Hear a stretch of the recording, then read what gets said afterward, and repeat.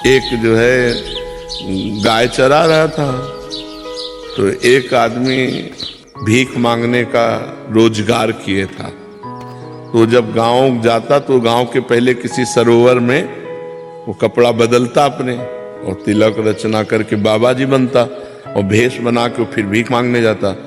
तो कई चरवाहे उसको देख रहे थे, तो उसने नाटक किया ऐसे जैसे कोई प्राणायाम कर रहा हो प्राणायाम। तो एक बहुत भोला भाला भगत वो नजदीक गया और कहने लगा, महाराज जी ऐसे करने से क्या होता है? तो उनका भगवान के दर्शन होते हैं। और वो तो नौटंकीबाज था, नाटक कर रहा था। अब वो चला गया और वो सीधा साधा चरवाहा पहले सरोवर में स्नान किया और जैसे वो रकील खींचते थे वैसे रकील तिलक की खींची और बैठ के पूरी नाक बंद कर ली। वो तो ऐसे केवल रखे थे, पूरी नाक बंद कर ली। अब सेकंडों में प्राणों की व्याकुलता बढ़ती है, तो आधा मिनट हुआ होगा प्राण व्याकुल को अंदर ही अंदर प्रार्थना करता जा रहा है कि उनको दर्शन दे दिए ऐसे करने से और हमको दर्शन नहीं दिए। भगवान इतनी जोर से पकड़े था कि उसके प्राण निकल जाते हो। तो सीधा आदमी भगवान आके हटा दिए ऐसे। बोले तुम जानते हो वो नाटक कर रहा है।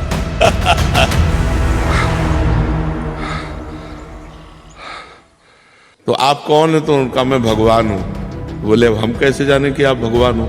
हमने तो कभी देखा नहीं। अब हम अपने गुरु जी को लिवा के लाएंगे और वो कहें कि यही भगवान है तो हम मानेंगे।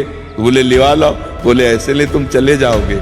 अपने गमछा से भगवान को पेड़ में बांधा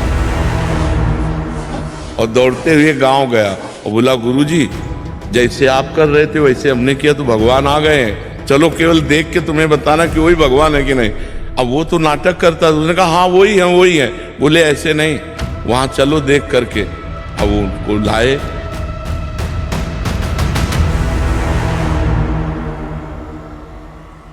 अब उसको तो दिखाई न दे, केवल गमछा पेड़ में लपटा दिखाई दे, भगवान तो दिखाई न दे। तो बोले बच्चा हम तुमसे सही बताएं, तुम बहुत पवित्र हृदय के हो, हम पापी आदमी हैं, हमें भगवान कैसे मिल सकते हैं? हम वो भगवान के दर्शन नहीं, हम वो नाटक कर रहे थे तुम्हारे दिखाने के लिए।